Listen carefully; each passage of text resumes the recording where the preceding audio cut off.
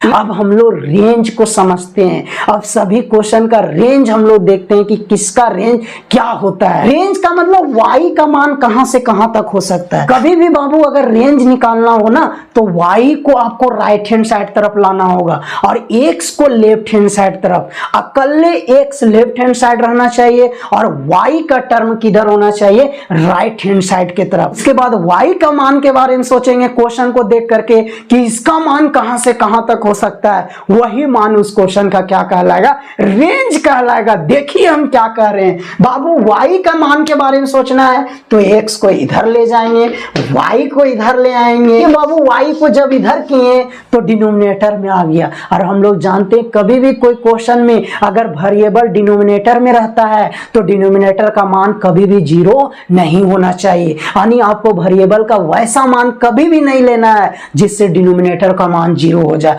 बाकी बात आप कुछ भी ले सकते हैं, यानी उस वेरिएबल का मान कुछ भी हो सकता है, लेकिन वो मान नहीं हो सकता है जिसके कारण डिनोमिनेटर का मान क्या हो जाए, 0। क्योंकि कोई भी क्वेश्चन का डिनोमिनेटर कभी भी 0 नहीं होना चाहिए। तो सोचिए y का मान क्या नहीं हो सकता है। अरे y का मान 0 नहीं हो सकता है, क्योंकि 0 अगर लेंगे तो डिनोमिनेटर 0, जिसके कारण क्वेश्चन क्या हो जाएगा, अपरिभाषित। उसके बाद आप कुछ भी ले सकते हो, y का मान कुछ भी बैठा सकते हो, लेकिन 0 नहीं बैठा सकते हो। तो y का मान आप 0 नहीं ले सकते हो। यानी इस क्वेश्चन का रेंज हो गया कोई भी रियल नंबर, केवल किसको छोड़ करके, 0 को छोड़ करके, केवल किसको छोड़ करके, 0 को छोड़ करके। यानी इस क्वेश्चन का रेंज का आंसर होगा सभी रियल नंबर में केवल किसको छोड़ देना है, हटा देना है, 0 को हटा देना है। यानी रियल नंबर -0 होगा रेंज का आंसर, और डोमेन का भी आंसर रियल नंबर -0 होगा। अब दूसरा क्वेश्चन का रेंज निकालते हैं बाबू। डोमेन इसका तो हम लोग देख चुके हैं। रेंज निकालने के लिए x को लेफ्ट हैंड साइड तरफ ले जाना होगा,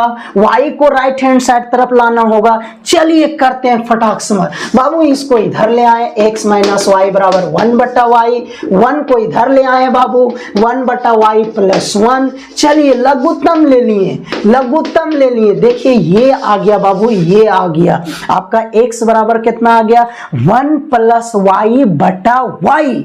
अब सोचना है y का मान क्या क्या हो सकता है, कहां से कहां तक हो सकता है। वही y का मान इस क्वेश्चन का क्या कहलाएगा, रेंज कहलाएगा। बाबू इसमें देखो फिर से y नीचे आ गया डिनोमिनेटर में। हम लोग जानते हैं कि नीचे वाला का मान कभी भी 0 नहीं होना चाहिए, तो नीचे वाला का मान कभी भी 0 नहीं होना चाहिए। इसका मतलब y का मान 0 नहीं होना चाहिए। बाकी बात आप कुछ भी ले सकते हो बाबू, क्योंकि कुछ भी लेने के बाद नीचे वाला 0 नहीं आ रहा है, खाली 0 पर नीचे वाला का मान 0 हो सकता है। बाकी बात आप कुछ भी बैठाइए ना, नीचे वाला कभी भी 0 नहीं होगा। यानी इस क्वेश्चन का जो रेंज का आंसर होगा ना बाबू, इस क्वेश्चन का रेंज का जो आंसर होगा, रियल नंबर क्या होगा, -0 होगा। रियल नंबर -0 होगा। और डोमेन कहां होगा बाबू, रियल नंबर -1 हो। चलिए तीसरा क्वेश्चन का रेंज निकालते हैं। इसका डोमेन हम लोग देखें कि रियल नंबर में -2 केवल नहीं होगा। चलिए रेंज निकालते हैं। x को इधर ले आइए बाबू, x + 2 बराबर 1/y,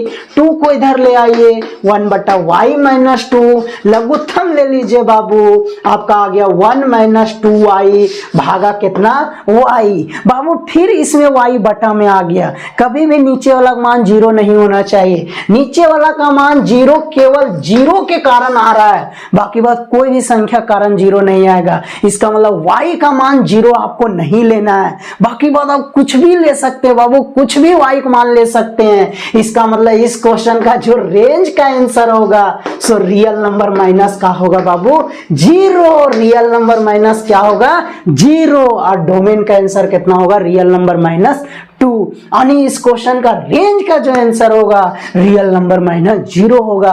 क्योंकि y का मान अगर आप 0 लोगे, ये क्वेश्चन अपरिभाषित हो जाएगा। कुछ भी बैठाइए ना, उसके बाद बाबू 0 को छोड़ करके सब मान पर x का मान रियल आएगा। इसका मतलब जो इस क्वेश्चन का रेंज होगा, सो रियल नंबर में 0 नहीं होगा, यानी रियल नंबर -0 होगा।